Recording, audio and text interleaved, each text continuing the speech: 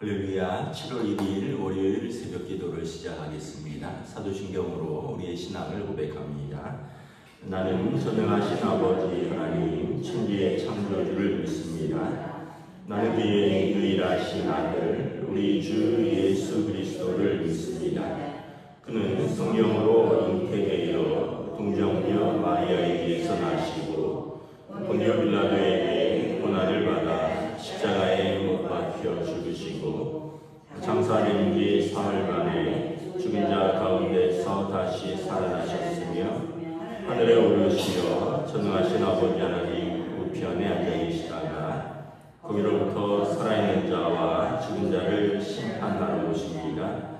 나는 성령을 믿으며 거룩한 공교회와 성도의 교제와 죄를 용서받는 것과 몸의 부활과 영생을 믿습니다. 아멘. 찬송가 361장 찬양하시겠습니다. 찬송가 361장입니다.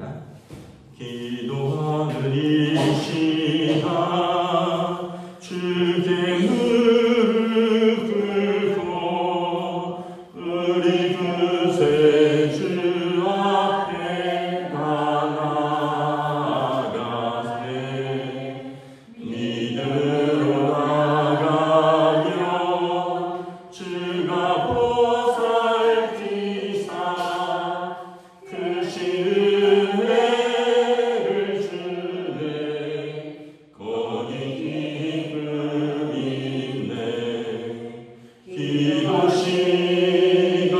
시간에 복을 주시네 고난 내 마음속에 기쁨 충만하네 기도하는 이 시간 주가 곁에 오사 인자하신 얼굴로 귀 기울이네 우리 마음 비우고 주를 의지하며 크신 은혜를 주네 거기 기쁨 있네 기도 시간에 복을 주시네 고난 내 마음속에 기쁨 충만하네 기도하는 이 시간 주께 엎드려서 은밀하게 구할 때 곧 응답받네 잘못된 것 아뢰면 지금이 여기사 크신 은혜를 주네 거기 기쁨 있네 기도 시간에 복을 주시네 고난 내 마음속에 기쁨 충만하네 기도하는 이 시간 주를 의지하고 그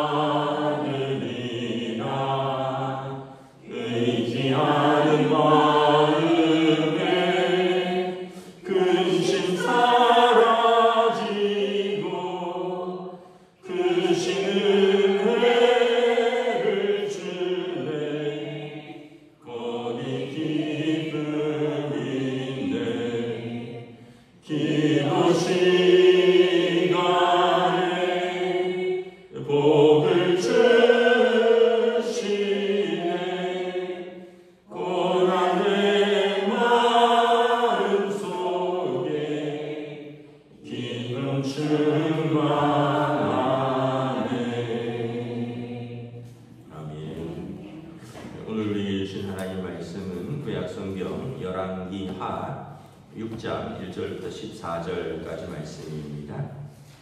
열왕기하 6장 1절부터 14절까지 말씀입니다. 다 찾으신 줄 알고 저희 여러분들이 한 절씩 교도하도록 하겠습니다. 열왕기하 6장 1절부터 14절입니다.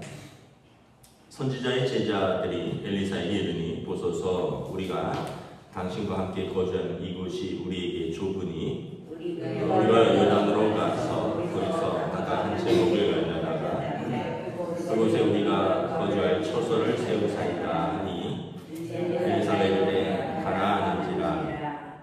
그 하나가 이르되 청하건대 당신도 종들과 함께 하소서 하니 엘리사가 이르되 내가 가리라 하고 드디어 그들과 함께 가니라. 우리가 요단에 이르러 나무를 베더니 한 사람이 나무를 벨 때 쇠도끼가 물에 떨어진지라. 이 외쳐 이르되 아 내 주여 이는 빌려온 것이니이다 하니 한 사람이 이르되 어디 빠졌느냐 하니 그곳을 보이는지라. 엘리사가 나뭇가지를 떼어 물에 던져 쇠도끼를 떠오르게 하고 이르되 너는 그것을 집으라 하니 그 사람이 손을 내밀어 그것을 집으니라. 그때 아람 왕이 이스라엘과 더불어 싸우며 그의 신복들과 의인의 일을 우리가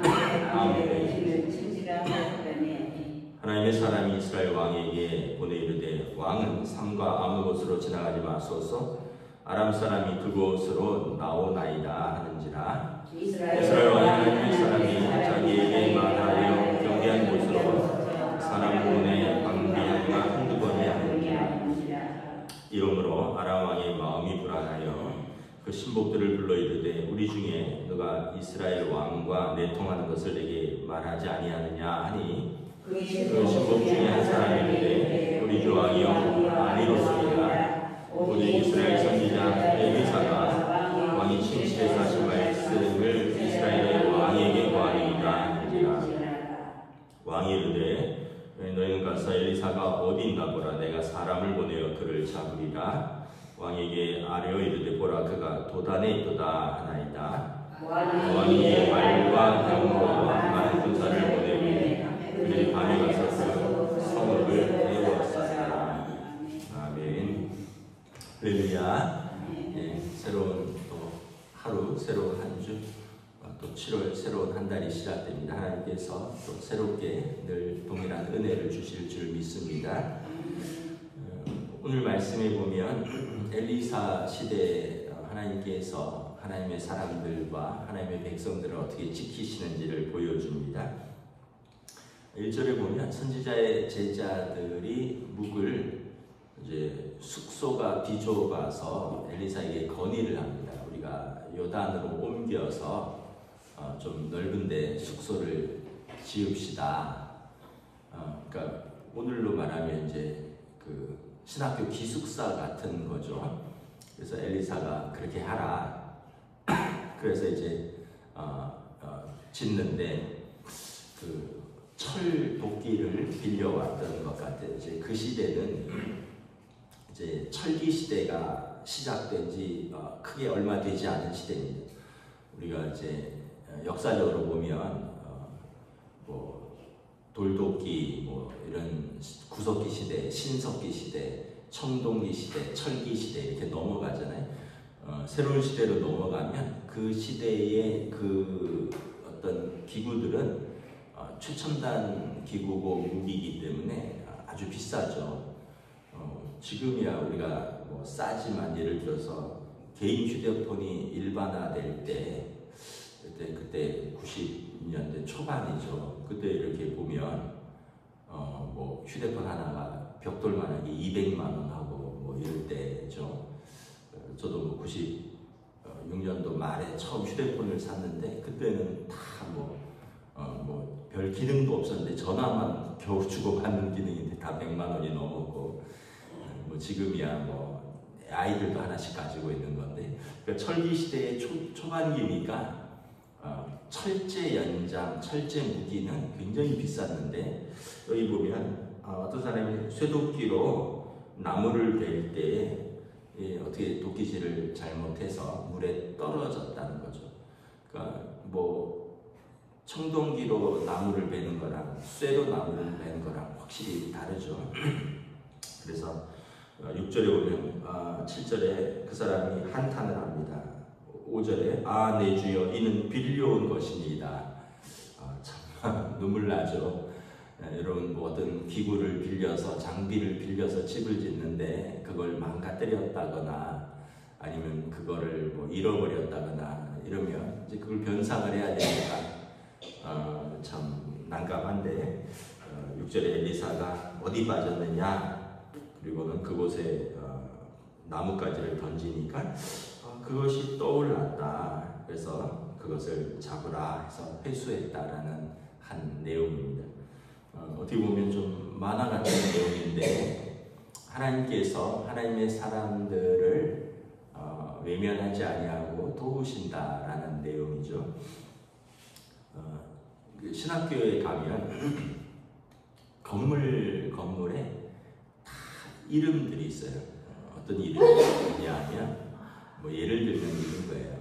기숙사 같은 것도 소망관, 그러면 소망교회에서 지어준 거예요.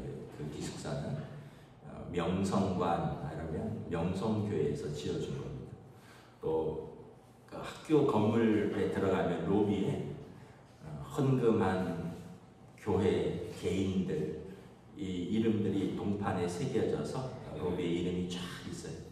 그러니까 뭐 어떤 교회는 이 건물을 지을 때 100만 원을 헌금했다. 어떤 개인이 50만 원을 헌금했다. 뭐 금액보다도 하나님의 그 신학교, 이제 선지학교를 지을 때에 성도들의 헌금과 성도들의 기도와 교인들의 사랑으로 지어졌다 이런 거죠. 그래서 신학교 이렇게 건물 들어가면 물론 이제 일반 대학교도 그렇죠. 일반 대학교도 들어가면 뭐 SK관, 뭐 삼성관 이렇게 되어 있습니다. 그 기업들이 한 채 한 채씩 턱턱 지어줬지만 뭐 교회들이 뭐 명성교회나 소망교회나 이런 큰 교회들은 뭐 기숙사 하나 정도 지을 수 있지만 또 교회들은 기업은 아니니까 전국의 교회들이, 전국의 여전도회들이, 전국의 성도들이 다 기도하면서 뭐 10만 원이라도 쉽게 얘기하면 어디 사무실 한 칸, 그래서 가면 그 교수 연구실도 다 이름이 있어요. 뭐 예를 들어서 뭐 어떤 뭐 김모모 교수 연구실인데 그 옆에 보면 무슨 교회, 어느 교회가 그 공간만큼 헌금을 한 거예요. 그러고 보면 참 눈물 나죠. 신학생들이 공부할 때 이제 매일 그걸 보면서 여기는 어느 교회에서, 여기는 어느 성도님이, 여기는 어느 권사님이, 여기는 이게 다 있으니까 뭐 식당에 들어가도 강의실에 들어가도 기숙사에 들어가도 그러니까 참 이런 걸 보면 하나님이 얼마나 한국교회를 또 사랑하시고 한국교회가 얼마나 사랑과 헌신으로 참 섬기는지를 보여준 거죠. 그러면서 전국의 목회자들이 배출되고 또 선교사들이 배출되고 그리고 대대로 그곳에서 이제 학생들이 공부하고 하나님 앞에 이렇게 저는 참 그 이름이 귀하게 기록되지 않을까. 오늘 보면 참 하나님께서 그 시대는 이렇게 순행 여인을 통해서 한 사람 한 사람을 돌보기도 하고 또 이렇게 기적과 이적을 통해서 선지자들 전체를 돌보기도 하는 그런 참 놀라운 역사를 바라봅니다. 8절부터는 이제 또 국가적으로 하나님이 돌보시는 것을 바라봅니다. 아람 왕이 이제 북이스라엘과 국경을 맞대고 있죠. 지금 시리아입니다. 시리아가 북이스라엘과 국경을 맞대는데 아람 왕이 좀 힘이 셌던 것 같아요. 그래서 수시로 북이스라엘을 공격하는데 북이스라엘은 아합 왕의 아들 여호람이 왕이었는데 선지자가 기도만 하면 뭐가 들리는 거예요. 뭐가 보이는 거죠. 아람 왕이 그 군사작전 회의를 하는 그 상황이 이렇게 보이고 들리는 거예요. 야, 이번에 어디에 매복해서 이스라엘 왕을 한번 잡아보자. 이번에 어디에 매복해서 좀 군대를 쳐보자. 이런 계획들을 이렇게 가지고 있는데 엘리사가 기도만 하면 그게 보이고 그게 들리니까 사실 여호람 왕과 사이가 안 좋은데도 그거와 관계없이 또 이스라엘의 왕이니까 왕에게 사람을 보내서 이곳은 피하십시오. 저기 매복해 있습니다. 이곳으로 다니지 마십시오. 일일이 알려주는 거죠. 그 아람 왕이 번번이 허탕치니까 화가 나서 야, 우리 중에 스파이가 있는 거 아니냐. 이 이야기는 우리 장군 몇 명이 한 것밖에 없는데 누가 도대체 스파이냐. 왜 번번이 정보가 흘러나가냐. 스파이를 색출해라. 그랬더니 그 중에 한 사람이 이스라엘에는 하나님의 사람이 있습니다. 엘리사라는 사람인데 그가 기도하면 낮에는 뭐 새가 듣고 밤에는 쥐가 듣는다는데 저 사람이 기도하면 우리 모든 계획이 그 사람을 통해서 다 아람 왕에게 흘러가는 겁니다. 그랬더니 아람 왕이 그럼 그를 잡아라 하고 군대를 보내고 이제 이 엘리사가 있는 성읍을 밤새 많은 말과 병거가 둘러싸는 것을 보는 거죠. 하나님께서 하나님의 사람을 통하여 또 기도하는 사람들을 통하여 하나님의 나라를 지키는 거예요.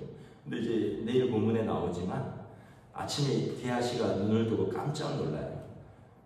아람 군대가 빽빽하게 말과 병거로 가득 그 성읍을 에워싸거든요. 그래서 막 되게 놀라서 어쩔 줄 몰랐는데 엘리사가 하나님 눈을 열어서 저들로 다른 것을 보게 하셨어. 그래서 게하시의 눈을 열었더니 거기를 밖을 둘러싸고 있는 불말과 불병거가 가득한 걸 보게 됩니다. 그러니까 아람 군대가 이렇게 에워싸면 하나님의 군대가 더 에워싸는 걸 보는 거죠. 하나님께서 하나님의 백성들을 지키십니다. 그러면 여러분 우리가 보면 하나님께서 개인을 지키시고 또 하나님이 선지자의 무리를 지키시고 하나님께서 하나님의 백성들의 나라를 지키시는 걸 보면서 하나님께서 자기 백성을 사랑하시고 또 지키시고 떠나지 아니하신다는 말씀, 그 언약을 지키시는 것을 바라봅니다. 우리가 이제 지난주에 6.25 74주년이었나요? 50년의 전쟁이 일어났으니까 6.25 74주년인데 참 우리가 뭐 다 아는 이야기지만 수많은 사람들의 희생 또 수많은 젊은이들이 보니까 저도 잠깐 어떤 뭐 다큐멘터리처럼 봤는데 아직도 그 유골 명단만 있고 유골을 회수 못한 유족들, 그러니까 뭐 예를 들면 이런 거죠. 뭐 일병 김모모 전사, 전쟁에 참가해서 전사까지는 확인됐는데 유골을 못 찾은 거예요. 근데 미국은 그 이제 국방부에서 그 2차 대전, 뭐 1차 세계대전 전쟁에 참가한 모든 병사들의 데이터를 다 가지고 있어서 그 나라가 존재하는 한 그 사람들의 유골을 반드시 찾아서 가족에게 돌려줍니다. 당대에 못 찾으면 그 후대에. 근데 우리나라는 이제 그때가 아직 선진화되기 전이니까 이 데이터가 없는 거예요. 그래서 예를 들어서 지금은 안 그러는데 지금은 군인들이 입대하면 그 사람들의 의료 정보를 다 가지고 있잖아요. 그리고 엑스레이 사진, 치아 구조. 그래서 그 사람이 전쟁에 나와서 죽으면 유골이 훼손되어도 DNA 검사에서 이제 그걸 비교해서 가족에게 돌려줄 수 있는 1950년대에는 그런 의료 정보가 없었잖아요. 갑자기 전쟁이 일어나고 그래서 저희 둘째도 이제 틈만 나면 유골 복귀 작업 그런 작업을 영월에서 거기도 뭐 전투가 있었나. 그래서 훈련이 없으면 군인들이 이제 산에 가서 그 유골 조사팀의 지도하에 이제 그거를 발굴하는 작업을 하고 딱 가면 우리나라 어느 산에 가도 어느 골짜기에 가도 유골이 있다는 거예요. 그때 전쟁에 죽은, 물론 북한군도 있고 뭐 외국 군인도 있고 한국 군인도 있고 뭐 동물뼈도 있지만 그 얘기는 뭐냐면 전국에서 피를 뿌리고 죽어가고 희생한 젊은이들이 있어서 또 수고하고 그 외국에서 온 그 수많은 사람들이 그 사람들이 대부분 20대 초반인데 그 사람들이 남의 땅에 와서 피를 흘리고 그래서 이 땅에 지금 평화가 있는 것이다. 이걸 보면서 정말 숙연해지는 것을 이렇게 보게 됩니다.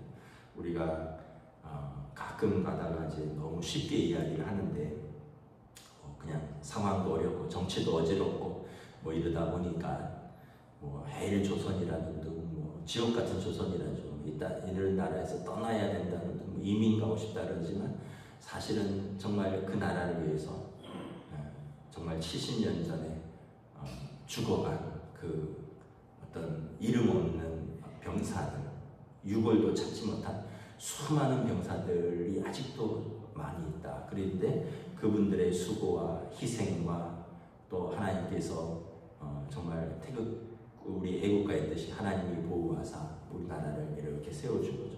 지금 북한에서 뭐 풍선이 막 날아오고 있는데 북한에서 오죽하면 그럴까? 마땅히 큰 방법이 없거든요. 우리나라는 세계 6위 군사 대국입니다. 제가 공군에 있어서 그때 이렇게 레이더 이렇게 진행하는 걸 보면 우리나라는 하루에 그 당시에 30년 전에도 200번 이상 전투기가 매일 뜨고 내리는데 북한에는 하루에 한 번 뜰까 말까요? 기름이 없어서. 그래서 북한에서 전투기 하나 뜨면 이렇게 반짝반짝 이렇게 레이더에 잡혀서 하나 이렇게 옮기는데 그 당시에 이제 뭐 김정일이나 뭐 이런 사람들이 한번 움직이는 훈련을 거의 못해요. 그만큼 가난한 거죠. 그러니까 전쟁의 위협은 있으나 실질적으로 전쟁이 일어나면 남한을 북한이 이길 수는 없다. 그럼 매일 비행기가 200번 이상씩 떠서 훈련하는 군대라 한 달에 한 번 정도 뜰까 말까 하는 그런 군대라 어떻게 훈련하는 양이라든가 전투 기술이라든가 이런 게 비교할 수 없다는 거죠.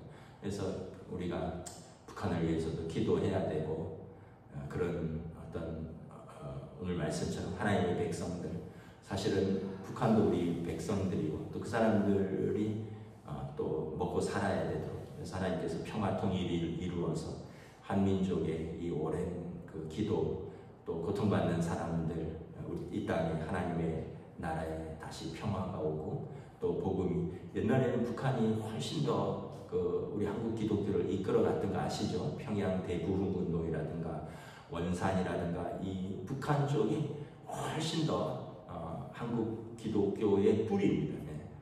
물론 이제 남쪽에도 있었지만 그래서 그곳에도 은혜와 또 하나님의 은혜와 또 하나님의 구원이 회복될 수 있도록 우리가 기도하면 우리 때는 혹시 못 이루어져도 동독과 서독처럼 언젠가는 이 땅에 그 하나님의 구원의 역사가 일어나지 않을까 생각하면서 우리가 오늘 이 말씀을 보면 하나님께서 하나님의 백성들을 포기하지 않으셨다. 우리가 또 기도하는 사명을 가지고 있는 줄 믿습니다. 기도하겠습니다. 하나님 은혜를 감사합니다. 오늘 엘리사와 또 선지자의 생도들 그들을 돌보시는 하나님 그리고 또 이스라엘 나라를 돌보시는 하나님 참으로 아람 왕이 아무리 몰래 회의를 하며 또 어떤 계략을 쓰고 매복한다 할지라도 하나님께서 눈동자와 같이 하나님의 백성들을 지키시고 또 하나님의 선지자들을 또 돌보시는 하나님께서 한 사람을 공동체를 나라를 돌보시는 이스라엘의 하나님이시라는 것을 다시 한번 성경은 기록합니다. 오늘 우리는 하나님의 백성이오니 하나님 저희들을 돌보아 주시옵시고 또 우리 나라를 돌보아 주시옵소서. 감사를 드리오며 우리 주 예수 그리스도 이름으로 기도드리옵나이다. 아멘. 하늘에 계신 우리 아버지의 이름을 거룩하게 하시며 아버지의 나라가 오게 하시며 아버지의 뜻이 하늘에서와 같이 땅에서도 이루어지게 하소서. 오늘 우리에게 용할 양식을 주시고 우리가 우리에게 잘못한 사람을 용서하여 준 것 같이 우리 죄를 용서하여 주시고 우리를 시험에 빠지지 않게 하시고 악에서 구하소서. 나라와 권능과 영광이 영원히 아버지의 것입니다.